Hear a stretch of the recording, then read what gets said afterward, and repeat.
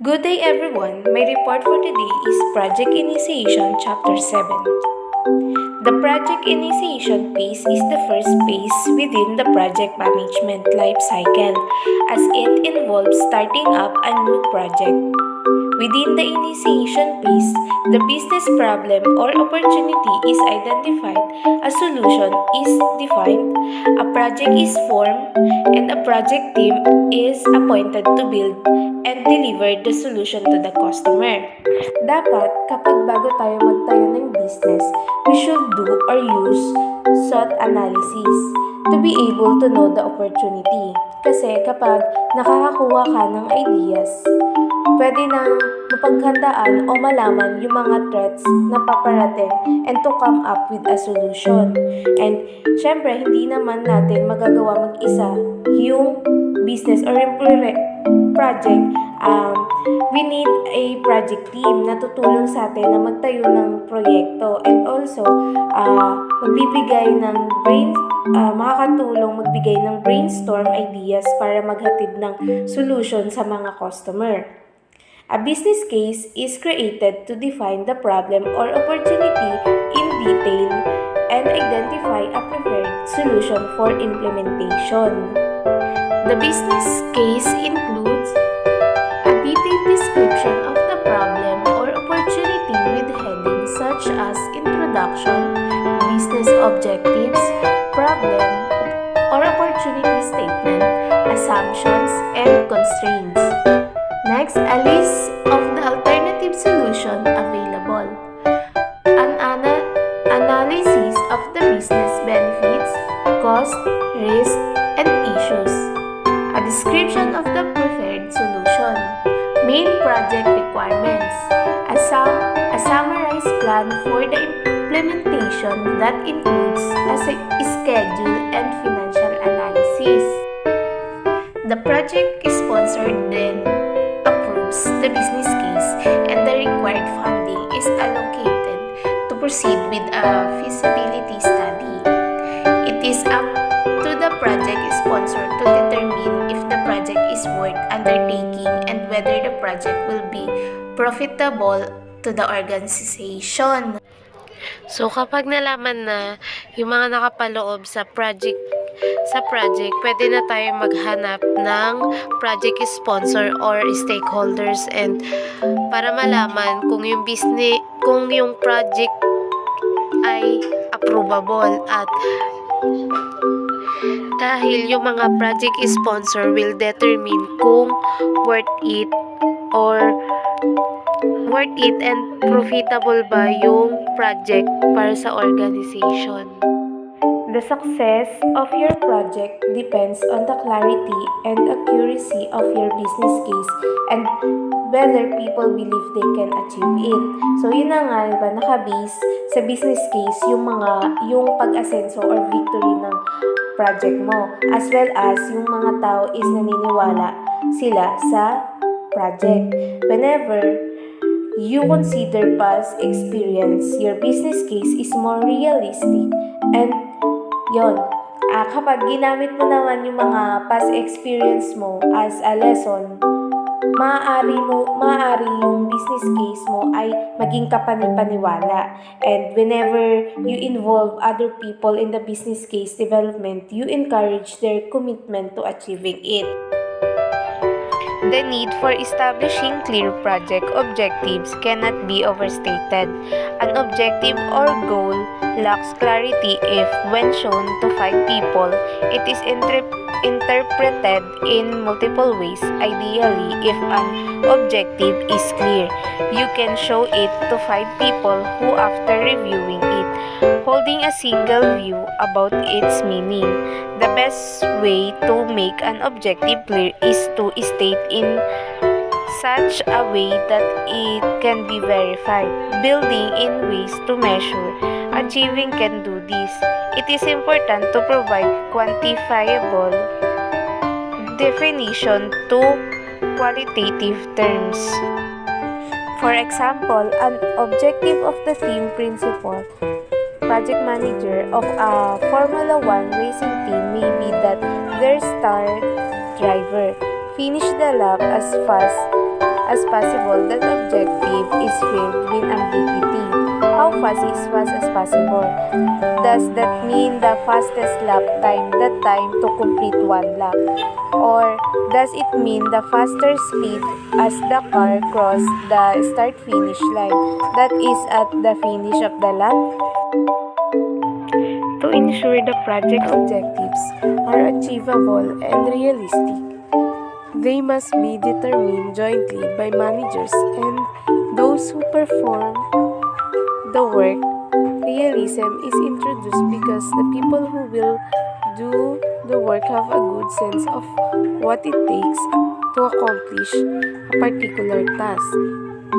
So, sa lahat ng project objectives or sa lahat ng ginagawa nila ay kailangan na maging realistic at achievable kasi doon mo makikita yung commitment mo sa trabaho, kung paano ka mag-effort at kung paano mo nagagawa ng maayos yung trabaho mo at makikita nila yung willingness mo na gustong-gusto mo talaga yung trabahong ginagawa mo. The consequence of not making your objective clear. This conversation captures in a nutshell the essence of a major source of misunderstanding on project, the importance of setting clear objectives, the office manager's description of how he wanted the room painted meant one thing to him and another to the painter. So dito, nagkaroon sila ng misunderstanding yung office manager tsaka yung contractor. Kaya kapag may gusto tayong ipagawa, dapat malinaw yung instruction natin para yung gusto nating objective ay magawa ng maayos at masatisfied tayo. Comparing option using a weighted decision matrix. A basic decision matrix consists of establishing a set of criteria for options that are scored and summed to gain a total score that can then be ranked. Importantly, it is not weighted to allow a quick selection process.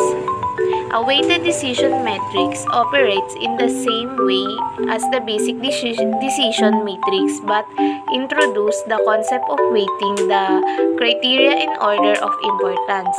The resultant scores better reflect the importance to the decision maker of the criteria involved. The more important criterion, the higher the weighting it should be given. Each of the potential option is scored and then multiplied by the weighting given to each of the criteria to proceed a result. Ang weighted decision matrix ay binibigyan ng pagkakataon ng mga tagapagdesisyon na may ayos at mabigyan solusyon ang problema gamit ang mga sumusunod. Una ay pagtukoy at pag-focus sa mga pangangailangan na mayroong listahan at criteria. And pagkatapos ay re-evaluate o re-rate at ikukumpara ang iba't ibang mga solusyon at huli ay pumili ng mas maayos at komplikadong solusyon na tutugma upang matugunan ang nasabing problema. A weighted decision matrix is a decision tool used by decision makers. A decision matrix is basically an array presenting on one axis a list of alternatives, also called options or solutions, that are evaluated regarding on the other axis. A list of criteria which are weighted depending on their respective importance in the final decision to be taken. NPV. $1 earned today is worth more than $1 earned on 1 or more years from now. The NPV of a time series of cash flows, both incoming and outgoing, is defined as the sum of the present values of the individual cash flows of the same entity. In the case when all future cash flows are incoming and the only outflow of cash is the purchase price, the NPV is simply the PV of future cash flows minus the purchase price, which is its own PV. NPV is a standard method for using the time value of money to appraise long-term projects. Used for capital budgeting and widely used throughout economics, finance, and accounting. It measures that excess or shortfall of cash flows in present value terms. One financing charge are met. NPV can be described as the difference account between the sum of discounted cash inflows and cash outflows. It compares the present value of money today to the present value of money in the future, taking inflation and returns into account.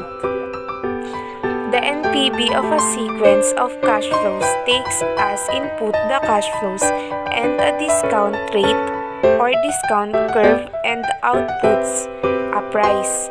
Each cash inflow or outflow is discounted back to its present value. Then they are summed. Therefore, NPV is the sum of all terms. NPV is an indicator of how much value an investment or project adds to the firm with a particular project. If NPV is a positive value, the project is in the status of positive cash inflow in the time. Sometimes risky project with a positive NPV could be accepted. This does not necessarily mean that they should be undertaken, since NPV at the cost of capital may not account for opportunity cost. In financial theory, if there is a choice between two mutually exclusive alternatives, the one yielding the higher NPV should be selected. NPV example. The following example is calculating the NPV of a project at a discount rate of 12%. The project takes 5 years to complete with giving benefits and costs for each year. In year 0, there is no benefit to the organization, just an initial cost of $75,000 with no discount rate. In 1 year, the discount rate is 89%. This means that at 12% assumed interest, the time value of money says that the $1 today is worth 0.80 in 2 years. By calculating the NPV for the benefits and the cost, you subtract the NPV of all costs from the NPV of all benefits. The final result is a positive value of $105,175. Return on investment (ROI) is a performance measure used to evaluate the efficiency of an investment or to compare the efficiency of a number of different investments. It is one way of considering profits in relation to capital invested. This is calculated by subtracting the project cost from the benefits and then dividing by the cost.